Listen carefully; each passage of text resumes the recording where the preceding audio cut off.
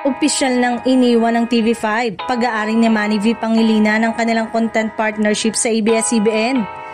Ayon sa ulat, ang hiwalayan ay matapos umanong paulit-ulit at sadyang pagpapaliba ng kapamilya sa pagbabayad ng kita na aabot sa 946.16 million pesos. Git ng TV5, labis itong naapektuhan ang liquidity at kakayanang magpatakbo ng kanilang programa. Ang dating kasunduan na nagpapahintulot sa TV5 na ipalabas sa mga shows ng ABS-CBN tulad ng FPJ Batang Quiapo, The Iron Heart, Dirty Linen, Everybody Sing at Asap Natin To, at mga soap opera na Pira-Pirasong Paraiso at Nagbabagang Damdamin. Sinabi ng TV5 na ang mga usaping pambayad ng ABS-CBN ay ploy to delay lamang na nagdulot ng matinding pinsala sa kanilang operasyon.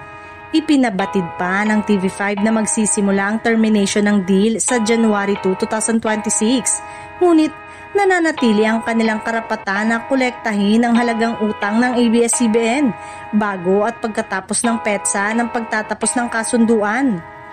Buong pahayag ng TV5, noong mawala ang prangkisa ng ABS-CBN noong 2020, binigyan sila ng TV5 ng tahanan. Noong mawala ng programa ang Itbulaga noong 2023, tinanggap din namin sila. Palagi kaming naging kapatid sa sino mang nangangailangan.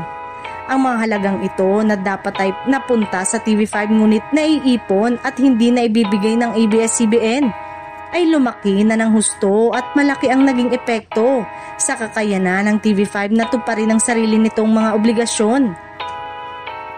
Sa kabila ng paulit-ulit namin pakiusap, nabigo ang ABS-CBN na bayaran ng dapat bayaran.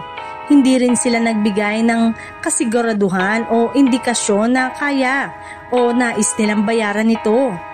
Nais naming linawin na pinahahalagahan namin ang aming partnership sa ABS-CBN at bilang bahagi ng iisang industriya. Nauunawaan namin ang pinansyal na pagsubok na pinagdaraanan nila, ngunit may sarili ring hamon ng TV5. Kailangan namin ng pondong dapat na nirimit sa amin upang maipagpatuloy ang paglilingkod sa inyo, aming mga manonood. Ang aming pag-unawa at pagpapasensya ay kailangan ng umayon sa realidad ng negosyo. Para sa inyo, aming mga manonood, asahan niyong patuloy kaming maglilingkod at maghahatid ng pinakamahusay na programa anuman ang kahihinatnan ng mga isyong ito.